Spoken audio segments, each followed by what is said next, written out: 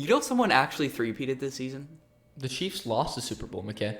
Yeah, but the Bears just three-peated. 3 straight years winning the offseason. What's going on, everybody? Welcome back to the 2-Minute Warning podcast. Today, we're going to be giving our top 10 rankings for the offseason, so which teams did the best. Me and McKay both have our own separate lists, and we're just going to go through from 10 to 1. And without further ado, let's hop right into it. McKay, who is your number 10 team with the best offseason this year? My number 10 team is the Buccaneers. Their best move was probably re-signing Chris Godwin. I mean, like, the receiver market right now is terrible. I think he was wide receiver 1 in fantasy by like week 8 or whenever he got hurt. He was like such a high volume, so many catches, so many yards. And then they also signed Hassan Reddick, which he was elite like 2 or 3 seasons ago for the Eagles. So that's a really good signing for them who've struggled with pass rushing for the past like 4 or 5 years. And they also had a really good draft. Emeka Egbuka, I think it was a bit overdrafted plus for a non-need, but he's still a good player. They also got Benjamin Morrison and Jacob Parrish. That's going to completely revamp their corner room. And they ended up in the 4th round getting David Walker out of Central Arkansas, which was like so many people's sleeper edge rusher. So Yeah, I don't have the Bucks on my list, but I was definitely considering it. Probably around 11. Very, very good offseason, or just solid offseason, I'd say. Really good draft. Kind of a mid-free agency. I mean, their highlight was definitely re-signing their own player. The Hassan Reddick signing I liked. But, I mean, let's be honest, there's a really, really high chance that doesn't do anything for them. He really hasn't been that good since he was with the Eagles, and we all know that pass rushers look really good with the Eagles. So maybe it works out, maybe it doesn't, but they did have a really good draft. I really like Emeka Egbuka as a player. I was kind of disappointed to see him go to the Bucks, though. I don't really get it, especially that high, like you were saying, because it's just not a need at all. Now they have 3 players that love playing in the slot. I don't really get that. Evans is getting old. Once he retires, you'll have 3 really good receivers, yes, but they all like playing the same position on the field. So that's not really a good recipe for success, in my opinion. But I still think the Bucks are a good team. Like I said, good rest of the draft. I think they're going to compete for the NFC South title this year with my number 10 team, the Falcons. I think that their offseason is really underrated, and while they didn't do anything through free agency, I think it made sense that they didn't want to do anything through free agency. I didn't think there was anything they needed to attack with the current market necessarily, but I think they attacked their needs to the draft, and that was a good decision. They got James Pierce, who I think is arguably the best edge rusher in the class outside of Abdul Carter, and I know that you agree with that. Very, very good player. I think he's going to be great for them for years to come, assuming the off-the-field issues don't amount to anything. Jalen Walker has a lot of potential. I know a lot of people really like him. I'm not a biggest fan of Jalen Walker, but, having someone that can develop on that other side is also really good.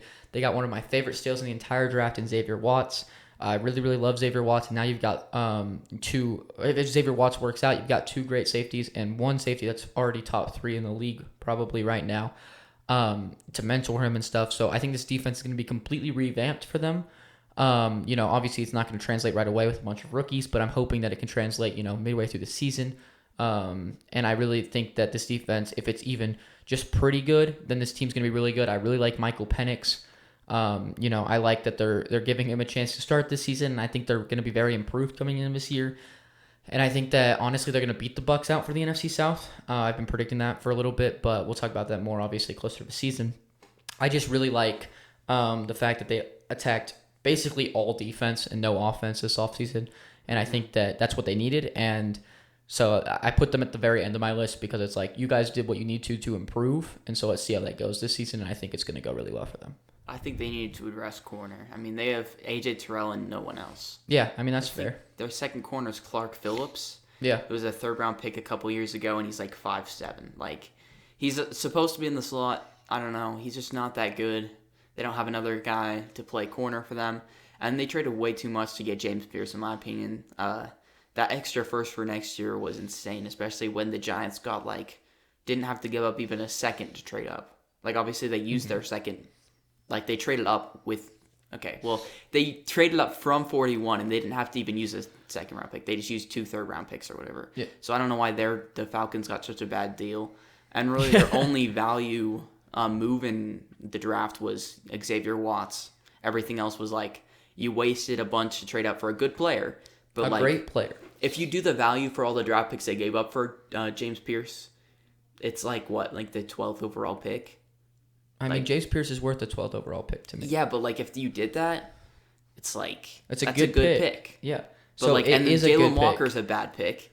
The rest In of your their opinion, draft if he wasn't works good. out, though. If he works out, The rest of then the draft wasn't good, and they didn't do anything in free agency. Xavier Watts isn't good. I'm gonna be besides Xavier Watts. Okay, well, that's a good enough draft to me to where I don't know, man. you can work out. I thought but they were kind of. I think there's only like 6 teams that had really good off seasons, and Yeah, the I rest can are agree just with like that. who you think improved, and I think the Falcons improved. I don't really like. I don't know. I think the Bucks off season's a little overrated. I don't think they really improved that much. I think that I just really like the corners they took. That was their biggest weakness on defense. yeah, and but they like completely you're fixed that. taking like non-first round corners to put in and play right away. That does never works to translate right away. Like obviously they can still become great players. They're not going to translate right away for this year, improving for this year. And I think that spending your first round pick, you could have taken a guy like Barron or Johnson, and like that would have been amazing for them. Jahad Campbell would have been a great fit for them, but instead they wasted on a wide receiver, and that brings down points for me because you could have improved a lot more than taking the position you're most secure about. Yeah, but Benjamin Morrison was like a round 1 guy who just was hurt, and then you also got If he were Parrish, who's in my opinion like a round 2 guy. Yeah, So, again, it's I really don't know. but corner's one of the hardest positions in the league to translate from college to the NFL, though. So I think it's going to be tough for them to translate. We just like to take a moment to ask you guys to subscribe, like the video, comment down below. We love talking to y'all about football. We'll respond to all of y'all. We're trying to build a community out here. We're trying to turn this podcast stream into reality, so all the support helps. But thanks so much. Let's get back into the video. But let's move on to number 9. Who do you have at number 9? My number 9, this is a team that had 3 really good moves, and that's about it. So like most of the other teams, like for the Buccaneers, I listed like 6 moves because of all their good draft picks. But the Ravens are my number 9 team. I don't know if they're on your list. They are. But they got Malachi Starks and Mike Green in the draft, which you got like the best safety tandem in the NFL now. You got a good edge rush room, which was basically their biggest weakness on defense. And they also signed DeAndre Hopkins, who he's kind of washed, but that's going to help, definitely help develop some of those young receivers for some mentorship. And they haven't really had. They've like been trying to get this veteran in there for a while, like Nelson Aguilar, Odell Beckham. I think Hopkins is probably the best out of those 3, so I think this is definitely a very good offseason. I have the Ravens at my number 9 as well. So Okay. I didn't know if you'd have them on your list, actually, because, like you said, there are very few acquisitions that can be made. The reason I justified putting them on my list, one, obviously those players are amazing. Assuming Mike Green's off-the-field issues get solved, amazing player. Malachi Starks, ridiculous that he fell that far. I mean, 2 amazing draft picks. And like you said, Hopkins can be that veteran presence that you need on a really good football team. The reason I've justified it, because like they're not, like you said, they're not going to have as many acquisitions as these other teams, is because this is a Super Bowl contender. This is a team that we expected to be competing for a Super Bowl last season, the year before, and to continue competing for a Super Bowl. When you see these Super Bowl contenders like the Eagles, you like the Lions, I mean, to an extent, you don't see as many acquisitions that are improving the team because it's a lot harder. You're spending a lot more money on these players. You have these quarterbacks. You have all these positions getting paid lots and lots of money. It's a lot harder to make these acquisitions. You're picking later in the draft. It's harder, but the Ravens were able to, they didn't use a ton of money in free agency. They didn't have a ton, but they were able to get a position, a player that's going to make a veteran impact. Good job. That's a good off season. You didn't lose anybody, and you really got a player making an impact. Then you go to the draft, and you're drafting later in the draft. You get 2 amazing players that were in everyone's top like 16. So that's an amazing offseason for a Super Bowl contender to get 3 players that are going to make an impact right away, and 2 players that are going to make an impact for years and years to come. So I think it's a really good offseason, and if people don't have them in the top 10, I think it's kind of underrating them.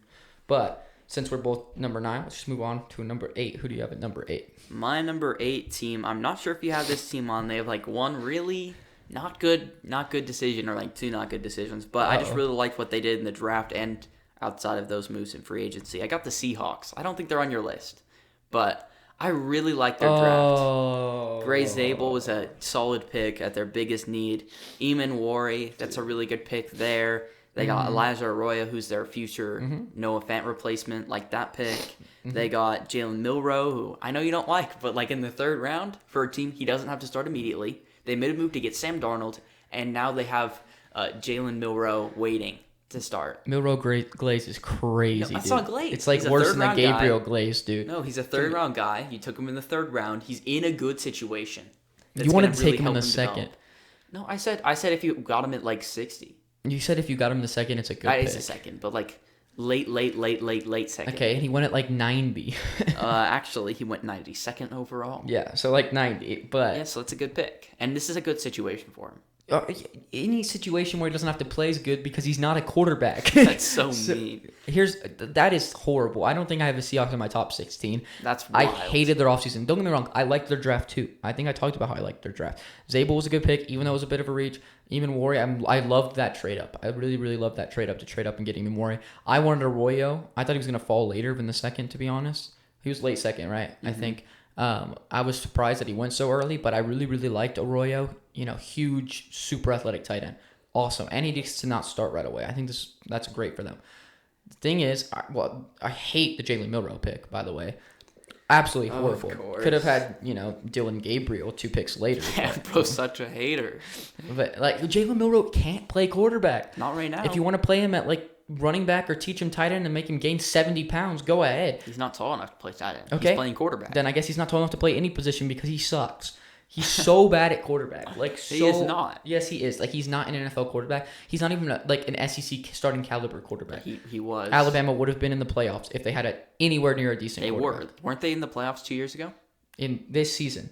With Milroe when there was a 14 playoffs. Yeah, but they shouldn't have been there. Everyone agreed they shouldn't have been there. It's because they were Alabama. Yeah, because they were Alabama. Okay. And they couldn't even make it with the Alabama bias last year. Yeah, but that's because their whole team was terrible. No, it's not. Yes, it's not. It's their not whole team was terrible, and Milroe was bad. Milroe was bad, awful. But Milroe was really good the year before. No, he wasn't. Yes, he was. He was good at running. He was good at running, and he was good at running this year too. But he was that good at running, they would have won their playoff game. They called a QB draw on 4th and goal in overtime against Michigan, and he ran into the wall instead of the hole. He's actually so bad at everything. He's just athletic. I hate the pick.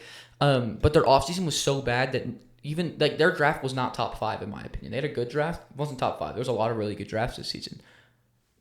Not having a top 5 draft and arguably the worst offseason in my opinion. Whoa. The Sam Darnold signing, absolutely horrible. Hate that signing. Okay. By the way, I still have 5 things left of their moves that I haven't mentioned. Okay. You want to go ahead? I mean, before you rip their thing. Okay, they also drafted Torrey Horton, who complements the receiving room really well, and I really liked him as a prospect. Then you got Sam Darnold, which you pay. Okay, so Geno Smith got paid, 40-something million. And then you're paying Sam Darnold $30 million, who in my opinion is better than Geno. So you got a 3rd-round pick, and you're saving $10 million, which obviously it'd be better if you just didn't bother with Sam Darnold. Yeah. But that's not a bad move. Getting rid of Geno, getting Sam Darnold, that's a plus move. That's not the same move. Getting rid of Geno was a great move. The Sam Darnold signing was not. If we combine them together, it's an overall positive move. Okay, so the Arroyo draft pick was really good, but if you combine that with the Milroe pick, it's really bad. So therefore, their draft sucked. That's what you just said. If you combine them together, that's a good. You can't just combine moves together. Fine. And then they also got Cooper Kupp, which another move that's iffy, but it's only $15 million a year. It's not that big of a deal. And then you got Josh Jones, which is a really good signing for them. They've had tackle injuries so much, and when he's been playing tackle, he's been a good tackle. This is so bad. $5 million, that's really good. And then DeMarcus Lawrence to provide some depth, an edge, or even star, veteran presence. Depth. He's a good player still. They have a really loaded edge room. Yeah, but he's really good. He can also play 3-4 end too, and that's where he's probably going to play, not edge. So they already have. They just paid Jaron Reed. But he plays 3-4 end more often, and he's better than Reed and everyone else they have in there. They're paying Reed more than they're paying. Leonard Williams hasn't walked yet, right? He's still on contract. No, he's still on their team. Yeah, I think it's going to be them two starting with a couple people rotating in. Okay, so that's a good defensive line now. It was already a good defensive line. It was as you just pretty said. Good, and now it's you good. don't even think he's going to start. I think he's going to be a very good contributor. Okay, can I go now? Can I rip this apart? You can. Okay, so 1, Geno Smith's trade. Amazing. I loved that trade. Mm-hmm. And you got Milroe for Geno. Okay. Wait. Let me say this. Would you rather pay Geno $40-something million or draft? Neither. Milroe? I'd rather do neither. Why do I have to pick one? I can just be smart. Milroe was a good pick. Let me go. Okay. I let you go through all your moves. Let me go. Okay. Geno, we talked about this at the time. The Seahawks are doing great. They're going to start rebuilding. This is awesome. Mm-hmm. But then they said, screw rebuilding. We don't want to do that. And they signed Sam Darnold. Terrible signing. What I don't understand is that you're justifying the Sam Darnold signing But when the Jets did it for way better, because they took a quarterback that could actually develop for way cheaper and less years, you got mad. Justin Fields has never been a top 20 quarterback. Never. Oh, I would disagree with that. I think He he's was been top 20. terrible on the Bears. He was fine. His best year was with the Steelers, and he got I benched. strongly disagree with that. You I watched him on the Bears. Yeah, he was. we all did. I was like, oh wow, he can run. No. And then we were like, oh, pass the ball to Fields, and then he couldn't do it. Oh, that sounds a lot like Milrow, who you love. Now No, it doesn't. How about I continue going before you keep interrupting me? Oh my gosh. Okay, so you hate that signing, but you like the Sam Darnold signing, which is more expensive, more years, and just as bad of a player. Okay, and he's older, by the way. But And he's way better. He played at top 10 level last season. no, he did not. Yes, he did. No, he had top 10 stats. Box He score had top watcher 5 over here. stats. But I'm Okay. saying on the field, he was a top 10, like 10th best I quarterback. disagree. In the I think as soon as he hit the playoffs, he looked like a bottom 10 quarterback. NFL. Okay. That counts. And you love Justin Herbert. Okay, and I think Justin Herbert has shown really good signs in the playoffs. Besides this year, he had a really bad game against Was a he top good 5 when defense. he choked the 28-point lead Yes, against he was. the Jaguars? But you clearly didn't watch that game because it wasn't did. him. Yeah, you clearly didn't. He didn't put any. He put like what, a field goal on the They board. in missed the second 4 half. field goals in the second Hey, half. he didn't drive down and lead a touchdown. If he hits drive. any of them, they win. By the way, just so you know, Okay, well, any what of if them. he scored one touchdown 1 in of the 5 second is half? crazy. By the way, What if he led his team to score one touchdown drive in the second half? they were running the ball to run the clock out every play. But okay, let's move on and stop interrupting me so I can finish getting through the Seahawks. Oh my Okay, gosh. they then used that Geno Smith on the worst pick they could have made at that position. So awesome, but you just wasted that amazing trade. Then you brought all the money back, minus $10 million. Granted, so you saved $10 million. That's all you got out of the Geno trade, in my opinion, because you used the pick for nothing, in my opinion, and you brought in a different quarterback. Awesome, and I think they're like very similar, Geno and Sam. I think they're very similar level wise. Yeah, I said. What did I say? You said Sam's better than Geno, but I think they're very They're similar. both like I know, what? I'm just saying 20 they're through 24 best quarterbacks. I'm just in saying the they're NFL. very similar. Well, they're higher than that, but I think they're both very similar. And I just think that like that whole thing was just bad. Then you're signing Cooper Kupp and you're paying him $15 million for 3 years to sit on left bench There's because an they out. probably have. No, there's not. There's not an out this year or next year. So you got 2 years. 2 years of Cooper Kupp. 2 years paying $15 million for a guy who's going to ride left bench with a torn hamstring probably by week 2. So I don't really care. And he's also been bad when he's been on the field. Absolute overpay. Makes no sense. Then you traded DK Metcalf, which was Good a good move. trade. Which is a good trade. Great trade if you were rebuilding, but you're not anymore, so I don't understand what you're doing. I absolutely hate this offseason because it makes absolutely no sense. Then in the first round, you addressed a need. I like that, but you did reach on it a little bit. The second round, you traded up for a safety. That's awesome. A safety that's going to be like probably out of his prime by the time they're ready to compete because they're delaying the rebuild by 10 years. So none of this makes any sense to me, and I think it's a terrible draft. We should or probably terrible move on from the offseason. Seahawks. We probably should, but you kept interrupting me, and I was very upset about this because the Seahawks offseason was absolutely terrible. I don't know, man. Seahawks fans, you got me. Off season. Oh, and also they have a UDFA that I want to mention that I really liked. Go ahead. Zay Alexander was on my sleeper corners. Okay, awesome. Yeah, that's a good move right there. Can I go to my number 8 team now? Yes. My number 8 team is the Rams. Okay. Okay, I think the Rams, they didn't do a lot in the offseason, if we're being honest. But I don't think they need to. They got Devontae. They got to. That's what I'm about to say. That's Okay. all they needed to do. Once they got Devontae Adams, they were like set. Because now, you replace. This offense was really good last year when everybody was healthy. Like, really, really freaking good. I think they dropped like 50 on the Bills in that shootout, which was an awesome game. You have a really good running game with Kyren Williams. You have a good, not great offensive line. You have Matthew Stafford, who's still a top 10 quarterback for sure. Definitely. Great arms still. He's really smart. One of the smartest quarterbacks in the league right now. Doesn't get enough credit for that. He just has really good chemistry with his receivers. Puka and him, like every time Puka's on the field, it's crazy, man. Like he gets like Puka's just been so good, ever since he came out of BYU. And then now you've got Devontae Adams on the other side of him. Like that's just unfair. You got an incredible route runner with a guy with some of the best body control and hands in the NFL. It's going to be a really deadly combo. And then you've also got to worry about Kyren in the backfield, who's just so unbelievably consistent.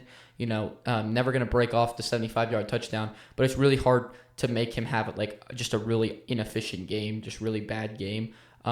They do tend to give him too many carries sometimes, but he's just a really good running back. I think this offense is going to be so deadly, and this defense is just getting better and better and better. They are so unbelievably young. They've done a really good job drafting the last couple of years. They got Chris Paul Jr. in the draft, who everyone's agreeing is like a really good sleeper pick. And this defense might get even better. And I just think that these guys like Jared Verse, they're going to take another step. Byron Young takes another step. Braden Fisk takes another step. Like these guys. Byron Young's like 27 though. But still, they can take another step. And then, this team's going to be even better than they were last year. And this defense, and, they were by far the best against the Eagles in that playoff run. This offense was amazing against the Eagles in that playoff run. I think that this team, is such a sleeper pick for the Super Bowl for some reason, but they're so good. And I think that, honestly, my power rankings as of right now, they're probably a top 5 team in the NFL. I think this is really good. And, while they didn't do a lot like the Ravens, they didn't need to, and they did exactly what they needed to. They got arguably the best free agency signing in the entire offseason, so I think that justifies putting them at 8 because, this team's going to be really freaking good next year. I mean, they also got that really good trade back with the Falcons, which, I mean... Oh, yeah, I forgot to address that. Forgot the draft. Yeah, well, I brought up Chris Paul. Terrence Ferguson in the second round. Yeah, he's an athletic and they tight tight end. end, too. Yeah, I think KB sucks. He's so mid. And then Ferguson doesn't have to play right away because at least Higbee's mid. I like Jarquez Hunter. He was my 10th running back in the class. And you got him in the 4th round, which now you have a competent backup running back. I always hated Corum. I thought it was a terrible pick. Hasn't done anything. Really? Yeah, I did not like him. To be fair, I didn't like Kyron either coming out. I mean, dude, you just don't expect a guy to come into the NFL and be like the best vision in the NFL. That's the only reason why he's good. Yeah, no, for sure. And they made a couple other draft picks. I'm trying to remember. I mean, their draft wasn't killer or anything, but that trade back, not only are you getting better this year and competing for a Super Bowl, like I said, their defense is young and getting forward or going forward, taking steps forward. But now you have an extra first next year. And your own, and you're going to be able to draft even more young, get ready for the future. You do have to find a succession plan to Matt Stafford. I think that's the biggest worry. Now they have 2 first-round picks, so they can trade up. Yeah, and if they are able to find that succession plan, I mean, this team's going to be good for years and years to come. Which is so funny because they won that Super Bowl, and everyone's like, they're screwed for 20 years. They don't have picks, and they're already back to competing and have future assets. So. Their whole defense is just 5th, 6th. Yeah, and they've done and they all developed so well. They've done such a good job drafting for sure. So my number, am I at 7? Yeah, number 7. Number 7. I don't know if you're gonna like this team. I don't know if it's on your list. Oh no, not another argument. It's the Panthers. Oh my god, dude, I don't know how you don't like their offseason. Okay. So they drafted Ted, which we both agree was a reach, but he's their best receiver. You agree with that, right? Best receiver on their team over Adam Thielen. I mean, day 1? Yes. Not the second they step in training camp, but by week 1. Adam Thielen's pretty good. I really hate Ted, man. He's my wide receiver 6. Dude, I don't understand. Okay. He's probably going to be better than Thielen day 1. I don't think he's terrible, but he's not going to be a number 1. You hope? Well, they hope he is. Okay, he has a chance to be a 1. I don't think so. Okay. Second round, Nick Skorson. I mean, fine pick, I guess. It's not a good pick. Then in the 3rd round, they got Princely Uman Mielen, which is a good pick. Okay. He's probably not going to play every down, but he's a really good pass rusher. So their 3rd round pick was good, and that justifies 7? No, but they needed edge rusher. They needed to address their defense. Okay, but then their free agency, they signed Trishawn Wharton, who was the chief sack leader this season. He really broke out last year, okay? And they needed help with that defense. They signed Bobby Brown as well, which is a super underrated player for the Rams. He kind of just was pushed out a little bit because their defensive line got so stacked. Trayvon Merrick, who's a good run defending safety. He's fine. He's pretty good, top 16 safety in the NFL. I don't know, man. That's a good signing for them too. I just think this team's gonna be super underrated. They also signed Patrick Jones too. You like that signing? Yeah. Yeah, it was fine. So they completely revamped their edge rush room, which was completely revamped is crazy. You know how many rushing yards they allowed this season, last season? A lot. You know how many? No. Put a number on it. Let's hear. Weren't they 32nd in the league? Yeah. Let's hear the number. 1,500. Double. 3,000. It was the 10th ever time that's ever happened in NFL history. That's crazy. This is not a run-heavy league right now. Okay, they need to get a middle linebacker then. No, not they need a defensive line help. Yeah, but they also need a middle linebacker. Dude, they got Josie Jewell on. What are you talking about? Yeah, that's what their problem is. That's one of their... Isn't Josie Jewell a good run defender? he's slow and he's just smart. He's not a good... Yeah, but that's kind of what they... They also have Trevin Wallace, who was pretty decent last year, a rookie. So I just don't understand how this team improved a lot. Even if you think that they used a lot of capital, like a lot of money, a lot of picks. They might have lost a little bit of value there. They still got a lot of good players, and they didn't waste like draft picks from next year. Well, my thing is that I don't understand how that justifies 7. If you put him at 10, I don't think I would have argued you a lot, but I mean, I think you don't would. deserve 10. My thing is like the moves you just went over. Yeah, this was like an okay pick. This was like that was not a great pick. That was a reach. No, here we go. We got solid pick and Tet. They needed a wide receiver. You said one. it was a reach. They were not going to get one in the second round, probably. So you said you agree reach though. Yeah, but like it's still a good player. Reach. Okay. Scorton was a little bit of a reach, and then Prince. And you don't like him. You don't like Scorton. Yeah, but like a lot of people like him. Okay, but you don't like Scorton. A lot of people like Jalen Walker. You still think it's a terrible pick. Yeah, but that's in the first round. Like I have strong opinions on the first round. Scorton, you don't like. Third round, you like. Cool. Okay, then free agency was not good. It was just like mid at best. They signed a lot of good They players. signed a bunch of mid players. They also players. signed Rico Dowdle. No, listen, they signed a bunch of mid players, and that's good for them because they have a bunch of ass players. But that doesn't mean that it's a great offseason. The Panthers didn't. The Panthers got better than some of the teams that are going to be above them. No, I disagree. They definitely did. Unless the Chiefs aren't on your list, you don't think they got better than the Chiefs got better this offseason? I don't. Because I think the Chiefs prepared for the future. And they got better for the future. I don't think the Panthers did anything but waste money.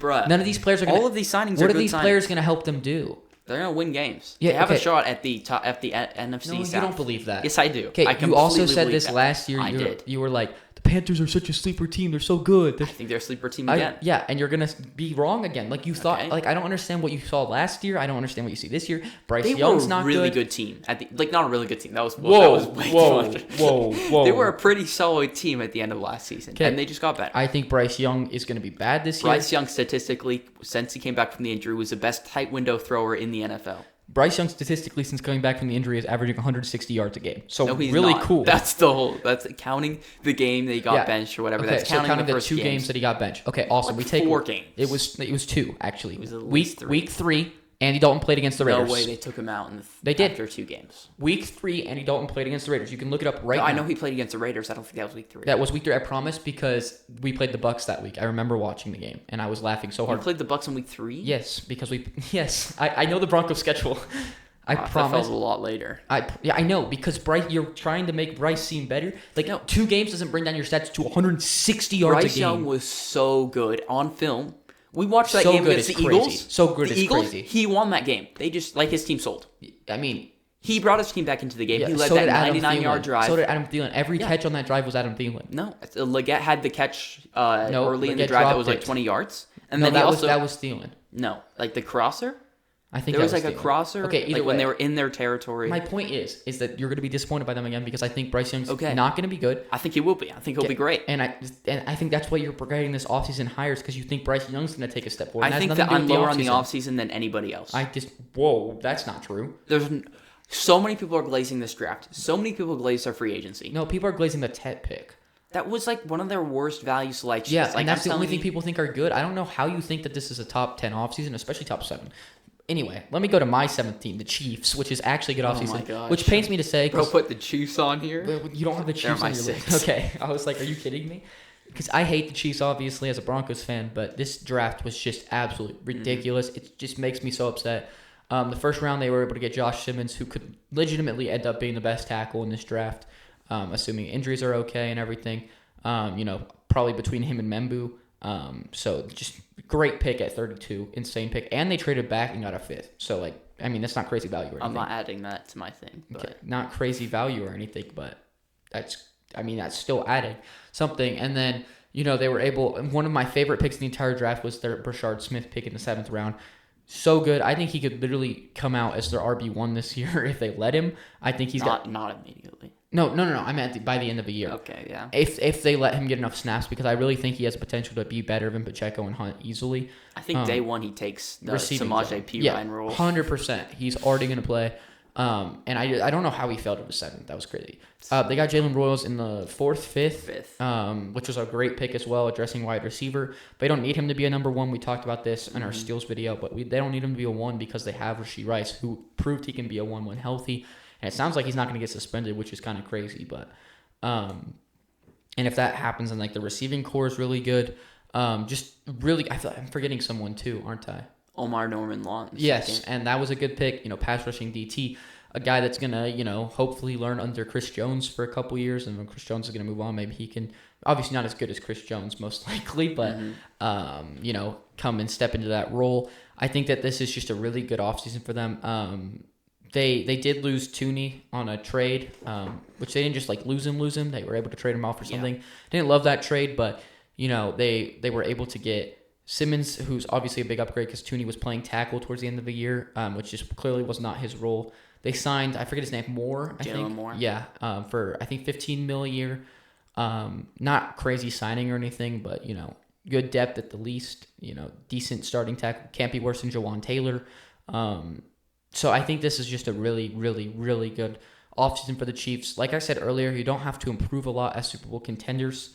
They didn't necessarily improve a lot this offseason, but it's really, really impressive when you can be in a Super Bowl contending role, have a top 3 draft, and improve yourself so much for the future while you're still competing. And it pains me to say it, but the Chiefs definitely had a really, really good offseason. Mm-hmm. I mean, I had Jalen Royals as the top 6 receiver in this draft, and they got him in the 5th round. Mm-hmm. They also signed Christian Fulton, who had a breakout year last year for the Chargers.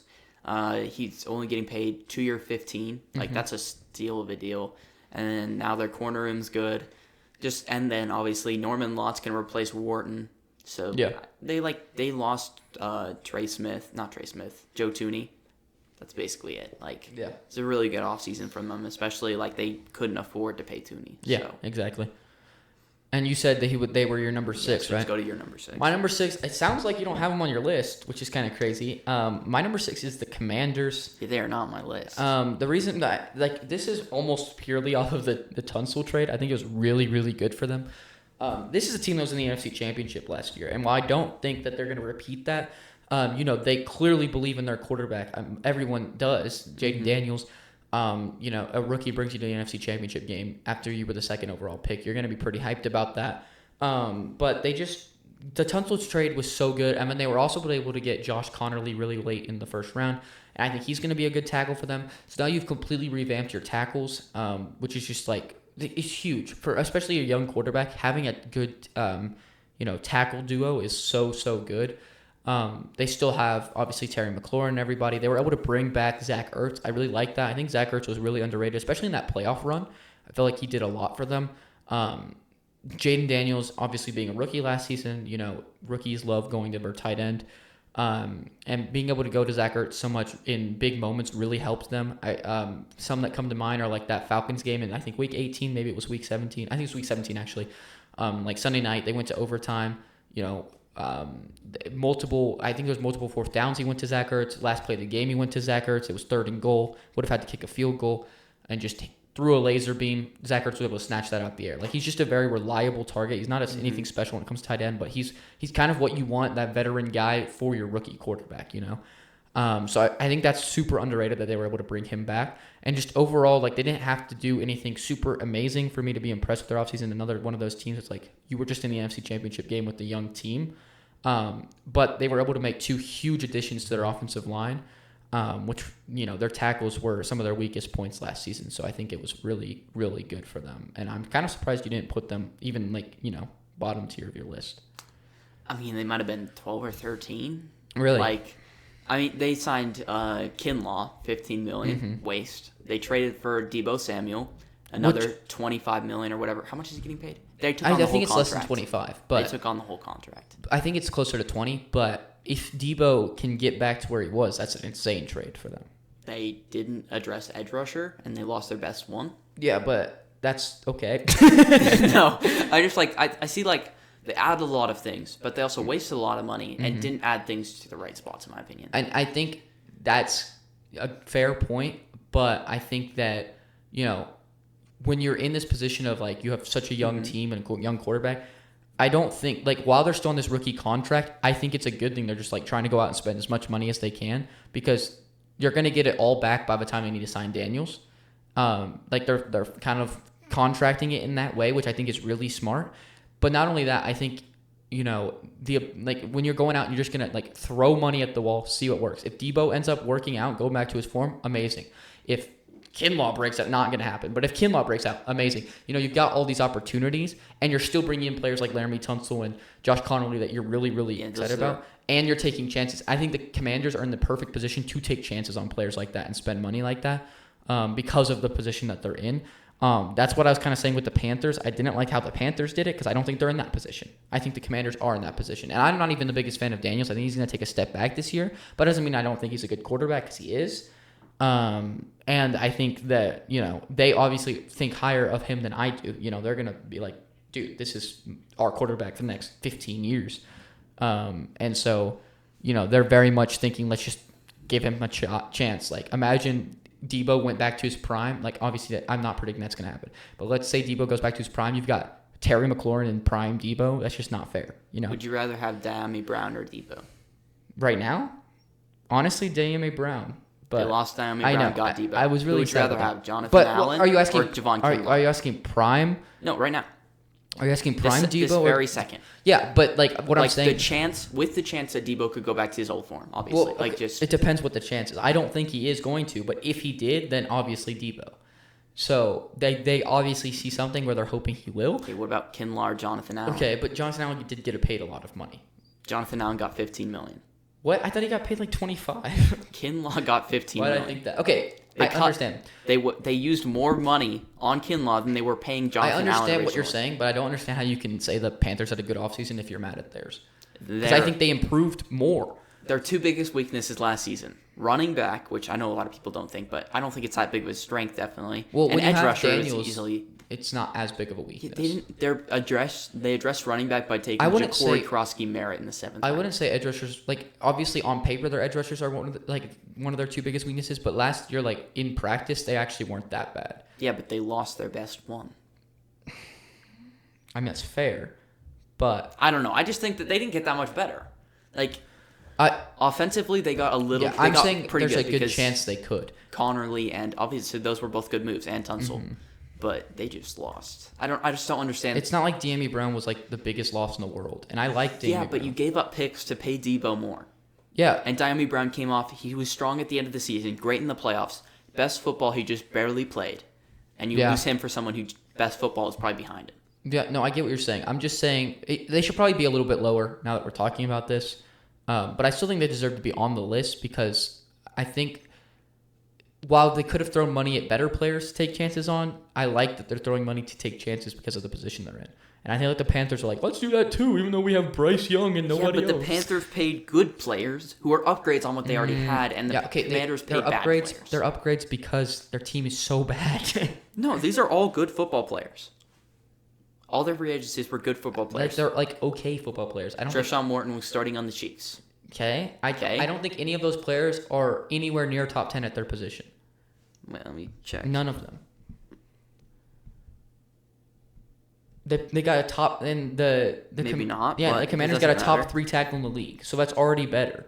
That's all they did. That's all they needed to do. Yes, but they got worse Connerly. At everything else. They didn't get worse at everything else. They got way worse at DT. Their biggest weakness on defense was their run defense. They got worse at DT. That's it. Who's playing DT now besides Kinlaw? I don't know, but they got worse at DT, and that's it. Yeah, but they also got worse. Okay, let's move on from the Commanders. I understand why you'd like that. I just think it was such an overrated offseason. I understand you saying that, and I agree that I should have put them lower, but I think that they should be on the list because you just said you understand that you like that. I think that my point is that you're arguing that the Panthers should be 7, but you're mad that the Commanders are on the list. You put them at 6. Yeah, and I put them too high. I'm telling you that. That's crazy. Okay, number 5. Number 5. This is where we're going to be very similar, I think. I don't know. You might have this team higher, but I have the Giants. Yeah, I do have them higher. I don't have them 5. If I like Jackson Dart, which I know you do, a lot of people do, sure, you can have him higher. I just don't like him. But I think that he has a chance to be good. Mm-hmm. And with the capital you invested, you're obviously hoping he's good. You're going to put the resources, the time into developing him. And you really revamped the secondary with Adebo and Javon Holland. Both, I think Adebo was an overpay, but Javon Holland was a very good deal. Nice steal and a half. Yeah, but obviously they should have probably just kept McKinney. But anyway, that's last offseason. I can't ding them because obviously I dung the Commanders, but they did the same offseason. Mm-hmm. But in the draft, they got Abdul Carter, who's maybe the most impactful rookie this year. We'll see. They got Jackson Dart, obviously. They didn't have to give very much up to trade for him. Normally when you trade up for a quarterback, you have to give up a bunch of capital, but for whatever reason, they didn't have to. I think that was a good trade up, which obviously, if there was a quarterback, I was willing to take there. And then they got Darius Alexander in the 3rd round. That's another good pick. And Cam Scatterbo in the 4th round, who's going to complement Tyrone Tracy. Just a very good offseason. I don't really see a way he could be much farther down than 5. This is 5 with me not liking Jackson Dart. I think it was a really good offseason. Definitely the lowest you can put them. Oh, and I don't know why I forgot to put this on, but they also signed Russ. Yeah. And this means Jackson Dart doesn't have to play right away. Yeah, I mean, I'll talk about them a little bit later when we get to mine, so I'll keep mine brief right now. But I don't understand you can put them any lower than 5. Great offseason. But like I said, I'll talk about them a little bit more when we get to them. My number 5 is the Bears. I have them very much lower than what most people are probably expecting. They're like, oh, Bears offseason champs. I mean, did you lower them just because of that? No. I think the Bears had a good offseason. I think there was 5 teams, though, that had great offseasons. Yeah, I'd say that. I think these 5 teams, and it's clear we have the same top 5. I really hope so. These 5 teams had great off seasons, 2 amazing off seasons, and so I think when you have these 5 teams, you can interchange, besides one, in my opinion, you can interchangeably put all 5 through 2 in different spots, and I just put the Bears lower because I'm the least confident that it's going to translate to something when I look at the Bears. Whether that's because of Caleb. Maybe, but definitely is. You hate him. I do not like Caleb whatsoever, but I think that kind of factors into it because there's no denying they're going very much win now, get Caleb help. They spent so much on the offensive line this offseason, which is good. They revamped their offensive line. I think their offensive line was super underrated last season, though. It was right above average in every single metric that you could look at for offensive linemen. Caleb Williams is just, people are not going to like us saying this, but Caleb Williams is just not good at avoiding sacks. Sacks are a QB stat. Yeah. I mean, I know you disagree with that. I think that's just which I think they're a very split stat. I think that, in CJ Stroud's case, it's not his fault. In Caleb Williams' case, it is his fault. I think for Stroud, part of it is his fault. When I watch him, I don't think it's never just 100% the quarterback. It's never 100% the line's fault. I think it can be 100%. Not in 100% theory, of the it could time. be, but no team, except for the Rams against the Lions, no team has ever fielded such a bad offensive line. Not 100% of the time. Is what you're saying? There's not a single play. It's not 100% of the. No, I'm saying throughout a game, if you take 5 sacks, there's no way it's all 5 on your line. It's definitely split in that way. That's what I'm saying. It's split, and there is a chance, for Caleb, he could get sacked 8 times in a game, and they could all 8 be his fault.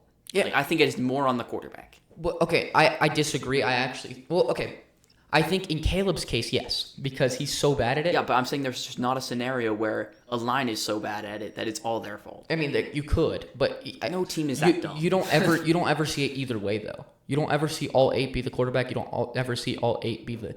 I'd argue I saw that. Okay, well, but in Stroud's case, almost every single sack I saw was the line's fault.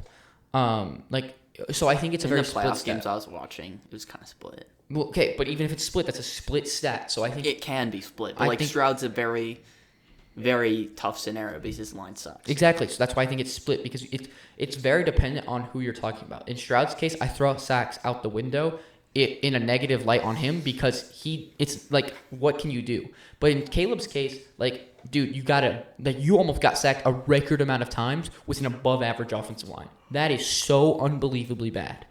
But that's why people are so excited about that. In my opinion, they're like, oh my gosh, revamped offensive line. Caleb Williams is gonna be amazing. That's the only reason he was bad. It's like, dude, you do not know football because that doesn't have as big of an impact on me. You addressed the line, sure. It wasn't a huge need for me, if a need at all. Especially how much they addressed it. In the draft, I feel like they did good. I really love Colston Loveland. I think he's going to be good in Ben Johnson's system. And that's something we have to throw out there, too. I think Ben Johnson was a great head coaching signing, and that's part of the offseason. But like I said, I'm just not as convinced all these win-now moves are going to translate to that. I love Colston Loveland. Luther Burden was a good pick in the second. I'm a little worried about, some of his personality things. I've heard a lot about interviews and stuff and how he wasn't great, kind of similar to Shador, but he's just very talented, so he could very much work out. But, that offense is getting super crowded now.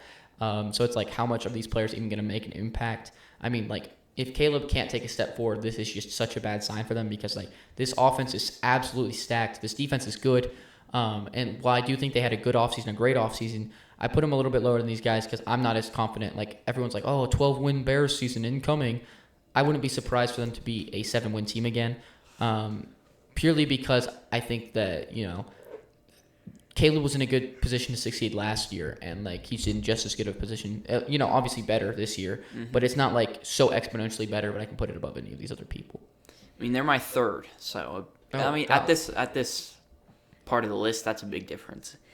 I mean, obviously they're always like in theory good. This time I'm buying in a little bit. I never bought into it. I was always like, bruh, this is stupid. Yeah. But they're actually assembling such a stacked offense. Mm-hmm. I don't like Caleb as a player, but there's a chance he could figure it out, and I think they're stuck with him now. They made such a good situation that even if he's not a good quarterback, he's going to look like at least a decent quarterback. So I don't know. I haven't There's no way that with this offense, if statistically last season he was a fine quarterback. Yeah, but if you don't ignore stats, which most people ignore sacks. So yeah, but if you actually there's a reason that they won 5 games. It's because he was bad. Is there ever a person that's picked first overall that people give up on after having statistically good seasons? No, even if on the field they're not. But that's what you need to look at. I don't care about stats. Yeah, but I'm just saying, I think he's gonna be their long-term quarterback, which is fine if they want to do that and ruin themselves. But they kind of stuck themselves in the situation by giving him such a good situation. I mean, McKay knows this. I'm not a fan. I haven't been a fan of Caleb since the draft. I thought he was a very overrated prospect coming out. And I saw a lot of that in year one. So obviously, I think he's even going to take a step. He's got to take some sort of step with this stacked of an offense. Mm-hmm. I just don't think, at best this season, I see him being an average quarterback because of this situation. Because I just don't think he's good. But that's even with how that's factoring in how stacked this offense is. And so, like I said, they had a great offseason, but I just don't know if it's going to translate to them even making the playoffs in such a stacked NFC right now. Mm-hmm. I mean, they have now more mouths to feed with drafting Burden and Loveland. Mm-hmm. I have a theory. I think there's a decent chance DJ Moore requests a trade. That'd be hilarious. No, but DJ Moore had 1,300 yards, gets Caleb 900 yards, loses 400 yards in one season.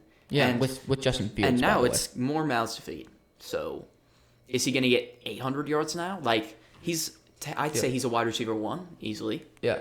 No, and he's 100%. not going to be producing like one because they have so many mouths to feed. They got Grady Jarrett, Jonah Jackson, Joe Tooney, Andrew Dahlman, which obviously are all upgrades. A ton. But their tackles they both kept, which, I mean, I like their tackles. I like their line last year. Mm-hmm. But if you really thought...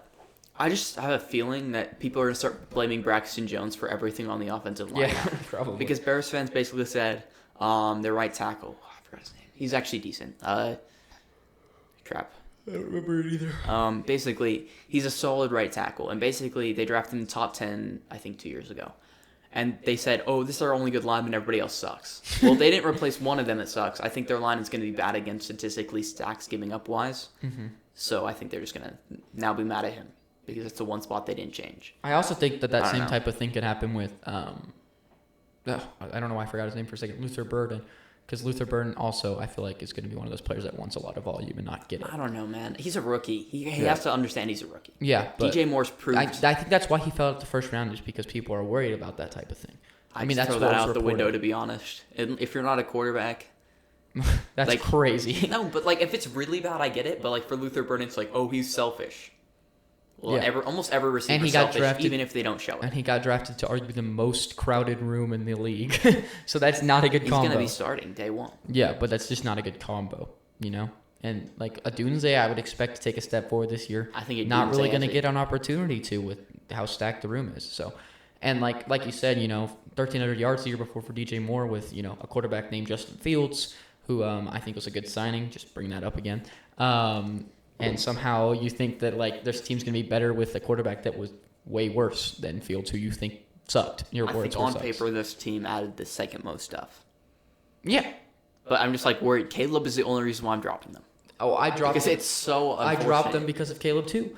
That's why they're 5. But Ben Johnson too. I don't know. It's like so many good additions. So many. But like these additions don't mean anything if they don't translate to wins. Yeah, we'll see. But Okay, but you said they're 3. So who's your 4? my 4 is the Broncos. Oh, If I liked Art, they would have been 5. Like What? No, I love the Giants. They just took. they should have been ahead of the Bears. The Giants would have been like 2. The Bears are my. The Broncos are my 3. I didn't. That's crazy. I didn't even put them Just 2. kidding. Isn't Yeah, that I crazy? know. No, but I think 2 and 1. Hopefully, we have the same 2 We and don't. 1. We don't. Because my 4 is who you have at 2. My 4 is You have someone 1 or 2 that I don't have in my top 10. Is that what you're saying? no. Oh, Okay, you'll see. You'll understand in a second. Okay, you maybe go I'm ahead and just talk dumb. about your 4. okay. So obviously the Broncos, they had a good offseason. They had like some very obvious weaknesses: Yes. linebacker, running back, That's about tight it. end. Oh yes, I forgot about that. And you signed someone at all of those positions besides running back, which you drafted. And I didn't like Harvey, RB11, but he's your best running back on your roster now, so By it's a an lot. upgrade. It's an upgrade. Quay Robinson in the 4th round, great pick. Mm-hmm. I think he in a couple years there's a chance he could be starting. Mm-hmm. Maybe not for them, but I don't know. It just depends what ends up happening with him. I just think he's a really talented player. And then Jahdae Barron's going to be starting next to Surtain. It's going to be a pretty good duo there. Crazy and then, duo. Obviously, Dre Greenlaw, Evan Ingram, both good signings.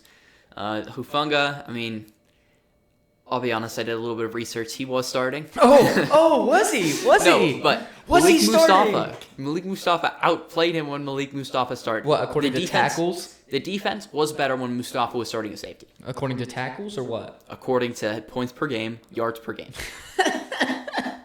Why did your laugh sound like that? Bro, he didn't play like what, 5 games last year?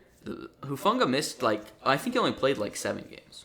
Oh, really? So he did not play very much. I don't know, but that's also super dependent on schedule, how the team's looking, like how the momentum's been going. Like that's I think Bosa wasn't even playing for a lot of Mustafa's okay. thing. I think He Bosa was played the hurt. whole year No, last he year. was hurt. Really? I'm pretty sure. Who was it? Some big defensive. I think it had to have been him because I think You Warner. mean Aiden Hutchinson? No, one defensive player didn't play for the 49ers. the It was like Niners? super important against the Packers, and we killed them. Oh, it might have been Warner. No, it couldn't have been. I remember Warner playing in that game. I don't know. We'll have to look at it after. But I've been telling you he started like the whole time. Yeah, but anyway, He's a good player. I don't think he's good. I think you got a starting caliber safety. You paid him to be a star safety, which Which he was a there's star a lot last of time he was bad moves. healthy. There's a lot of bad moves, and this is a bad move. But like with how many With bad the moves there are. Broncos?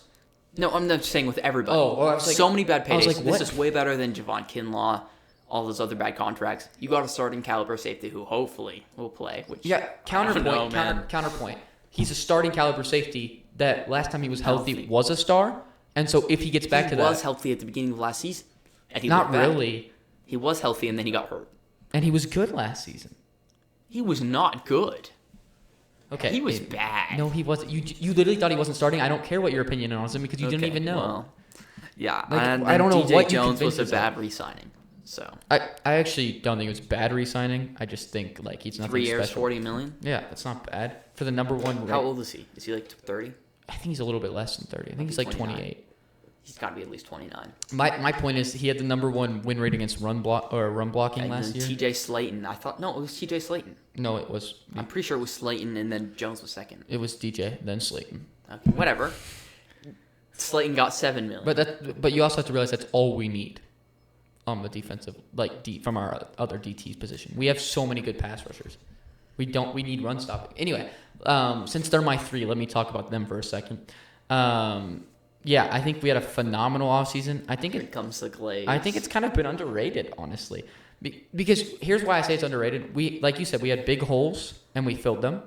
I'm just saying what you've said so far. But the reason I think it's underrated is because no one's talking about Evan Ingram. I feel like that was like arguably our best signing outside of Greenlaw. Like, I mean, I don't think that's arguable. no, everyone disagrees. Everyone doesn't talk about the Evan Ingram signing. Everybody's like drafted tight end. Yeah, everyone wanted to draft a tight end.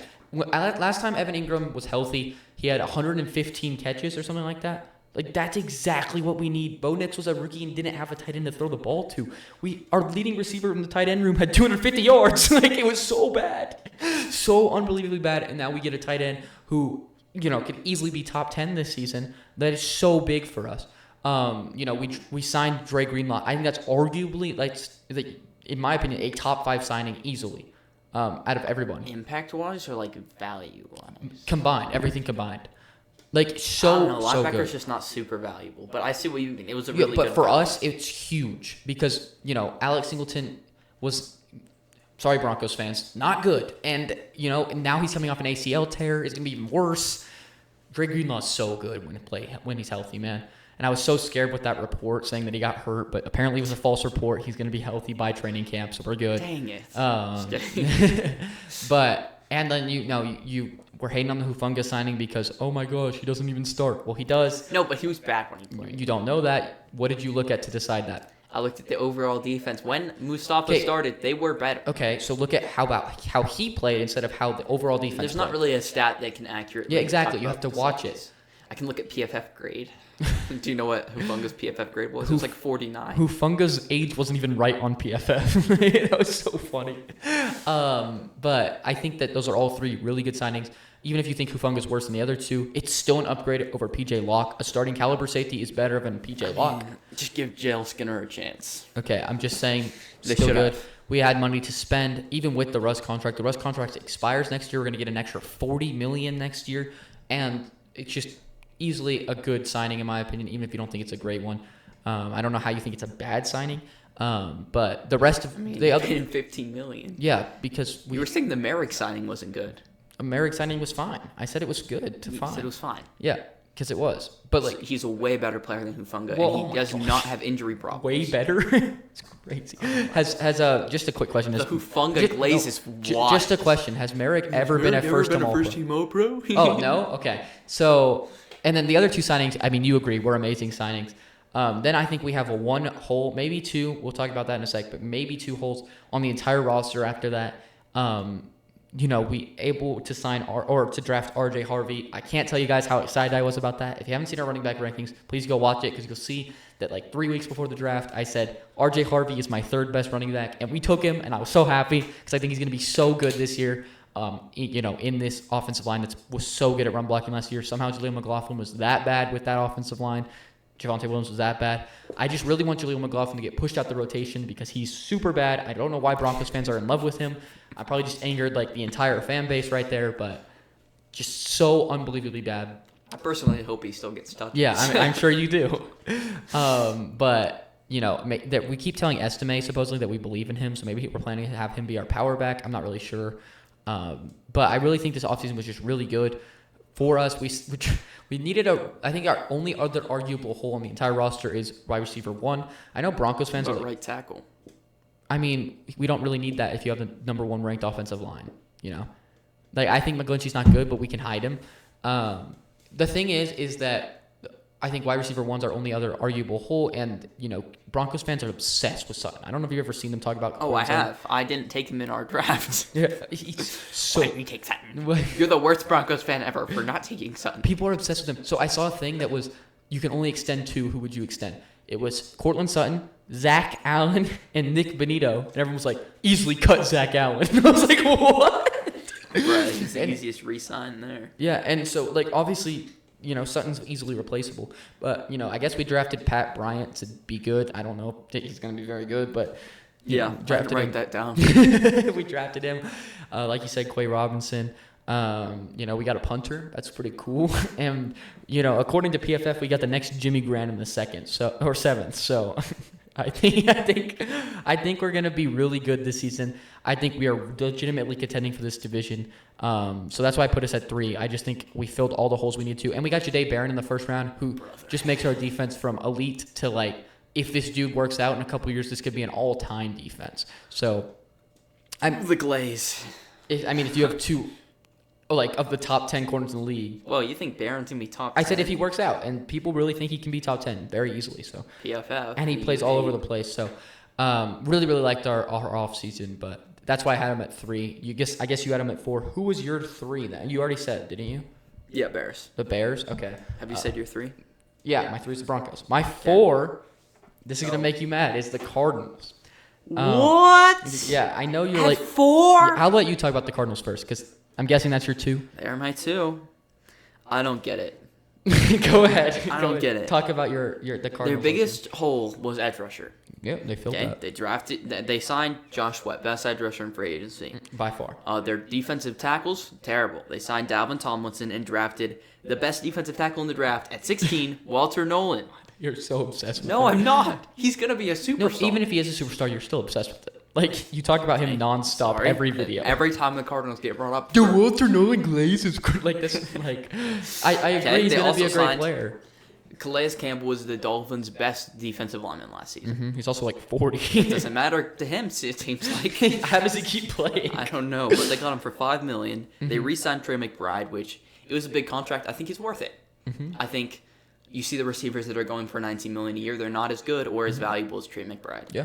And then obviously they also took Will Johnson. So they got 2 top 10 players in the draft. They signed a top 3 player in free agency, and they also signed Calais Campbell and Dalvin Tomlinson. Mm-hmm. How is that not? How is that 4? Okay, let me explain. Who'd you have at 3? Broncos. Yeah. How's this worse than the Broncos? Because the Broncos filled every single hole left on their roster. Did they get 2 superstars in the draft? No, but we got one. And Harvey could be a superstar. So maybe. Harvey. So maybe. But also, Will Johnson's not a guaranteed superstar. It depends if his injuries are okay. I mean, So that's a big problem, obviously. But wait a minute. Who's your 2? you'll see. So Oh no. So the reason I have the Cardinals at 4, I told you all these are interchangeable, but the reason I have the Cardinals at 4 is because they didn't attack offense at all, and I think They didn't need to. I think I it think was- they needed to attack guard. I think that was the I big think they mistake. need to attack guard.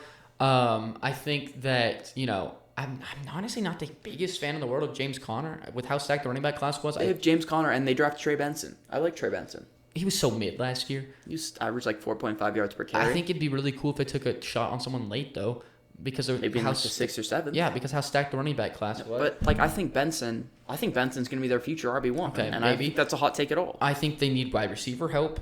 I mean, if Marv, they yeah. have Michael Wilson. If Marvin Harrison breaks out this year, that's amazing I think for he them. will be. Okay. You said he was gonna have 1,800 yards. I did or not whatever. say that. I said 1,600. I said 15, and I do think he's going to break out and be amazing for them. I don't think Michael Wilson's that good. I think he's a fine. He's so unbelievably mid, and like you don't have anybody else after that. So, they could have attacked that. You hate Kyler for some reason. You think I don't hate he's Kyler. bad. So I think I'm at consensus with Kyler. I just like with how much I like this offseason, how much I like how they've developed their players. It's just like it went from Kyler was the guy that was propping them up to now they're going to be propping up Kyler. And that's just how the team is went I think forward. they're going to be good this year. I think they're going to make the playoffs. I like this offseason because they needed to attack defense. I think they could have done a little bit on offense, though, which would have made this even better. And I also think there's a risk with Will Johnson. And if Will Johnson doesn't work out, their secondary is still really bad. I mean, they have Buda Baker, Garrett Williams, Josh Thompson. What's his name? Jalen Thompson. Yeah, he's like not that good. He's fine. Buda Baker, I feel like he's kind of been overrated the last couple of years. I remember I didn't hear much about him last year, except for I remember one of the announcers was like saying he should be getting depoy votes, and I was like, wait a minute, has he been playing that good? No, and I like Garrett Williams is fine. You kind of overrate him a lot. He's a really good slot, like top 5 slot. Okay, that doesn't mean anything. Like slots just aren't that good. There's not that many good slots. But like they really need corner help. I think really, Max really Melton's going to take that step this year. Okay, if you can assume that, but if he doesn't, then this corner room sucks. If Will Johnson's injuries are bad, like really bad. Obviously they revamped this D line and that's so good. I think they had a great offseason. They're moving in the right direction. I think that they are going to make the playoffs this year. I mean, I think they need one more good offseason. They're going to be really, really good the next year. Maybe add to that corner, maybe get a guard, maybe get another receiver, whatever it is. But I think that there was a couple moves they could have made. And so I ended up valuing, filling every single hole and filling some holes and having more. Interesting. But I think it's very close between all 2, 3, and 4. So I think you're fine to argue the other way. It's just kind of crazy that you're like freaking out about it. I just think I don't know how that's 4. Okay, do you want to know my 2? Because now we're up to 2. Because your 2 is was the it Cardinals. Giants? My 2 is Okay, the Giants. I thought I was forgetting somebody. I was No, like, oh no. the 2 is the Giants because I do like Dart. And Yeah, so I think that he pushes should them be above. at 2 if you like Dart. I Yes. see that. So we've already talked about the Giants a lot, but Abdul Carter, so unbelievably good. Going to make a big impact. Probably going to win D-Roy, as long as Trev Hunter doesn't win the fan vote. But If Travis Hunter gets like 5 picks, he's winning it. Yeah, but that's a lot of picks. Ball skills are crazy. Yeah, but that's a lot of picks, especially when he's going to be playing offense the whole time, too. I don't know. The Jags already announced they're going to play him full-time at offense. So... Why'd you trade up to 2? They said, we're very open to playing him on both sides of the ball. Well, yeah. Is that all they said? Like, we're committed to letting him be happy playing both sides of the ball. Yeah, I think they should do that. I just don't think he's going to be playing full-time He offense. is, because that's what makes him happy. He said he wants to. They wouldn't have traded up for him if they weren't. Well, when he was playing, there was times on his corner tape where he was obviously tired and he gave up a big play. Yeah, but I think that's going to happen in the NFL. So now he's going to look like a worse corner. Yeah, and so he's not going to win D-Roy. Okay, anyway, we're getting completely This off is so topic. stupid. I don't know what they're doing. Abdul Carter is so unbelievably good. I wouldn't be mad if you made an argument he's the best player in the draft, and they got him at 3. Good value. Awesome. And then you go down to 25, I think it was, and they traded up, and somebody traded up right behind them at 26, gave up a first-round pick. You gave up a third, so I think it was 2/3. 2/3, awesome value. You got your franchise quarterback of the future. I think you hope so. I think he's going to be really good. I love the Russ signing, especially now that they drafted Dart. I've obviously always been a big fan of Russ. Biggest Russ Glazer. And I think he's going to be good for them this year. I think they're going to be good enough to save DeBall's job. And then DeBall's going to get to keep developing Dart. Dart's going to play, next year, maybe 2 years. And he's going to be really good for them after learning under Russ. Really awesome. Their free agency was really good. The rest of their draft was also really good. They got Darius Alexander. Cam Scatterby was a steal in the 4th. But I think that they're going to be they also did really good in free agency. Like you said, Javon Holland was one of the best value signings, in my opinion, in the entire free agency. Kind of crazy that he went for the same price as Hufanga, and I like Hufanga, which is just awesome for them. And then also you go over to Adebo. I really like Adebo. Paulson Adebo's been really good the last couple of years. I think you said it was a bit of an overpay, but I really like the signing. Especially since they needed secondary help. Now their secondary secondary's better. They got a better edge rusher, next to Thibodeau. Burns, I guess. One of them's probably going to get traded or something, or maybe they'll rotate, whatever it is. But I just think this team's in a really good position, especially moving forward. If they keep the ball, I really, really like the ball. I think he's super underrated. I think they just had the perfect offseason for their team. If Dart continues to grow and work and he ends up working out, I think this is amazing for them. And you can keep developing, your team can keep getting younger and younger and just keep working for the future. You got Malik Neighbors, obviously, who's phenomenal. You got a really good running back duo now. You've got Theo Johnson to develop. You've got, you've just got so many pieces, and I'm really excited to see where this team goes because I think they're really, really in a good position. So, yeah, I wonder if we have the same number 1. Obviously. You think so? Obviously. The Green Bay Packers? No, at this point, it's pretty obvious. Patriots are number 1. Yeah. No doubt. Let's count the starters they got from offseason. Yeah, let's do it. Diggs, Milton Williams, Carlton Davis, Harold Landry, Robert Spillane, Morgan Moses, Garrett Bradbury. Hey, Wilson could start over Bradbury. Okay, well, I'm counting one either way. Will Campbell, Travion Henderson, Kyle Williams. Then you got, that's 10. Yeah. There's 22 players who start. Yeah. Then you got Braden Swinson, who's your edge of the future, presumably, in my opinion. Mm-hmm. You got Jared Wilson, who's your future at center. And I'm assuming Jack Gibbons and Marcus Epps are going to take a decent chunk of snaps in the defense. So Incredible offseason. 14 very impact players and then 2 solid signings for depth. Like, obviously, Diggs was an overpay. Milton Williams was an overpay. Carlton Davis was an overpay. But, I mean, you got a few good signings in there, like value-wise. Morgan Moses has been a very good right tackle, and you get him for, what is it? That's like less than $10 million per year. Mm-hmm. And he's gonna start a right tackle his whole contract. Yep. Robert Spillane, one of the most underrated linebackers in the NFL, $11 million per year. Mm-hmm. I don't know. I just don't know how anybody could have anybody else here. Obviously, we both like Travion Henderson.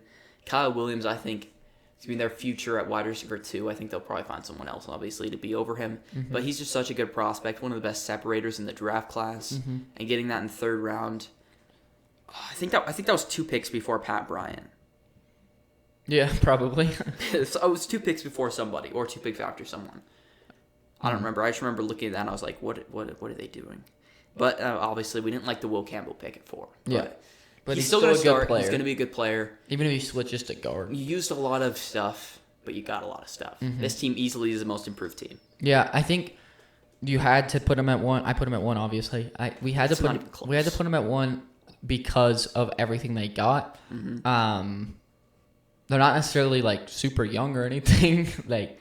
I mean, they're like young. They're not like the most young team. They're not like the most set up team in my opinion. But like, you needed to do this to like your team was so bad. For those who don't know, McKay is very high on Drake May. I think Drake May is very good too. I really liked him coming out of college and everything. I'm not quite as high. I think he's like better than Bo Nix, which is kind of crazy. It's not crazy. But I mean, this year he needs to take a huge step, obviously, because this is so much improved team wise. You got a way better coach as well. And I like their idea because like in most scenarios, I don't like just like throwing so many overpays at the wall and doing all these things. But this is another one of those scenarios I'm okay with it because you need to develop your quarterback and you're not giving him anything to develop last year. Like you're not helping him in any way. You're just getting him hit a lot and you're just getting him to throw a lot of picks that aren't necessary. And because of that, that can hurt development, obviously. And so I think that, just getting him a base team that can actually do something.